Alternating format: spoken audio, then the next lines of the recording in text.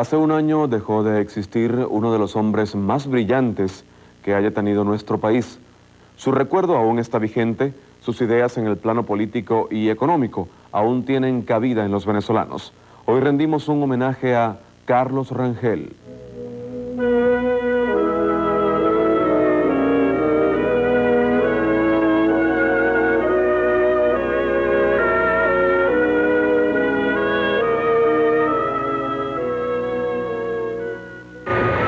Digo, no un adiós, sino un hasta luego, porque Carlos siempre será para mí y seguramente para muchos de nosotros un libro abierto que leeremos para aprender a tener lecciones de consecuencia y lecciones de amor por Venezuela, lecciones de dignidad venezolana y de dignidad humana. Hasta luego, Carlos, en nombre de todos los venezolanos.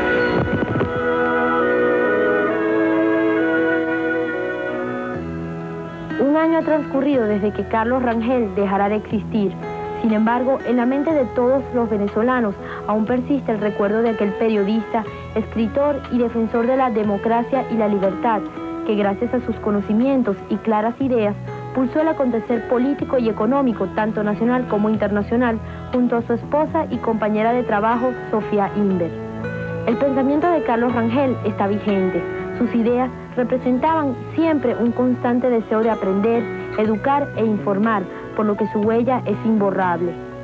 Carlos permanentemente fue una de las personas que me promovió a mí. Yo creo que si bien yo había sido conocida como profesora entre mis alumnos, entre los docentes, Carlos contribuyó contigo a promoverme a través de la televisión. Yo quiero empezar por rendirle homenaje a Carlos, quien también a través de sus polémicas contigo, que siempre me apoyaban bastante, me obligaron pues a plantear ante el público estos temas de masificación y calidad. Rómulo Betancourt tuvo que afrontar las frondas, aquellas del MIR y luego de la ARCE, inclusive los primeros brotes de lo que luego sería... Había menos experiencia en esa época. Estábamos todavía descubriendo que había un mundo distinto al del comunismo. Y muchas influencias que ya hoy son obsoletas, todavía tenían plena vigencia en aquella época. Muchos puntos de vista. Hay que tomar en cuenta que, por ejemplo, Carlos ha sido un vocero de esa transición, de aquella época de absoluto sometimiento a la visión marxista de los problemas, a una época nueva en que ya tienen vigencia muchas otras doctrinas, muchos otros puntos de vista.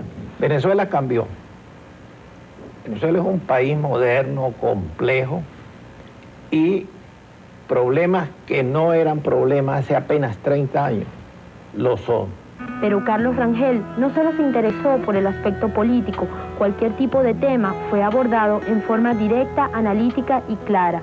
Hay algo que a mí me llama mucho la atención, y es el siguiente fenómeno, ¿no? Que en apariencia es una paradoja, pero tal vez no lo es tanto, que millones, pero realmente muchos millones de latinoamericanos muy pobres y muy humildes han encontrado en sectas protestantes las cuales enfatizan el aspecto salvacionista del cristianismo, la salvación del alma, una respuesta a la sed de religión que hay en el ser humano. Pero parece que muchas veces los pobres lo que esperan del cristianismo, más que o además de ayuda material, es el mensaje salvacionista, la promesa de la vida eterna. La penetración de ciertas sectas responde no a que ellos realmente estén plenamente convencidos de eso, sino que eso llena momentáneamente ese sentido religioso y responde a una desolación espiritual en la cual ellos se encuentran, porque no hay quien les predique el Evangelio o la buena nueva. Tanto Carlos como Sofía marcaron una época dentro de la televisión venezolana por su programa Buenos Días. Este espacio de opinión sirvió de marco para que las más connotadas personalidades de la vida internacional se dieran cita.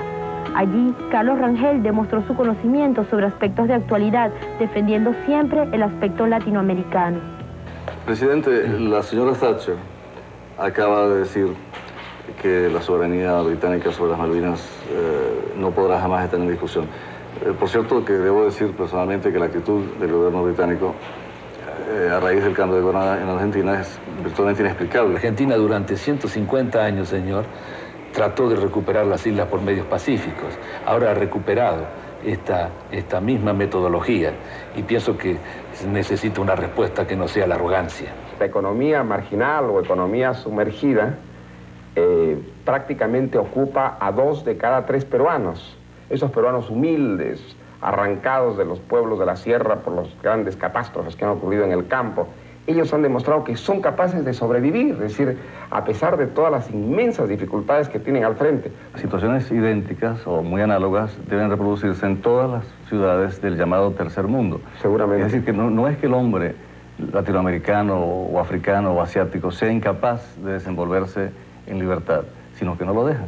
Los socialistas franceses parecen estar avergonzados de encontrarse con la obligación como gobierno de gestionar la economía, de gerenciar la economía, y que entre la cura esa mental que usted le ha hecho al PSOE, ese psicoanálisis maravilloso que lo liberó del marxismo y de los complejos izquierdizantes, parece que en España no hay esa especie de culpa de estarse ocupando de gestionar la economía. ¿Cuál es el concepto, lo nuevo de la economía de Felipe González?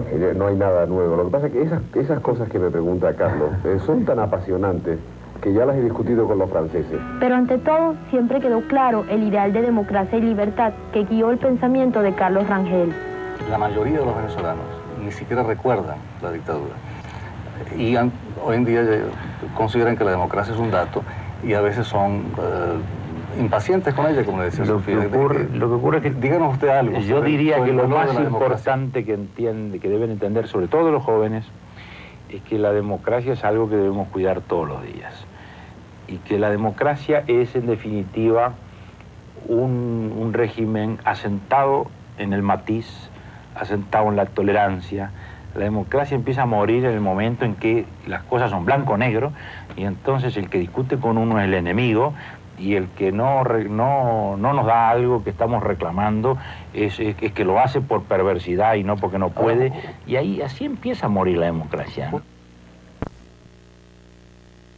Y bien, señoras y señores, ya son las 6:32 de la mañana y llegó la hora de despedir la primera emisión de El Informador, recordando, amigos, que hoy se cumple un año de la desaparición física de un querido compañero nuestro y un gran valor venezolano. Se cumple un año de la desaparición de Carlos Rangel, a quien recordamos en el día de hoy. Sí, hace un año eso nos afectó mucho a todos, pero lo hemos recordado con inmenso cariño y con profundo respeto. Y esto que hacemos ahora no es sino un homenaje a su memoria que estará siempre presente entre nosotros.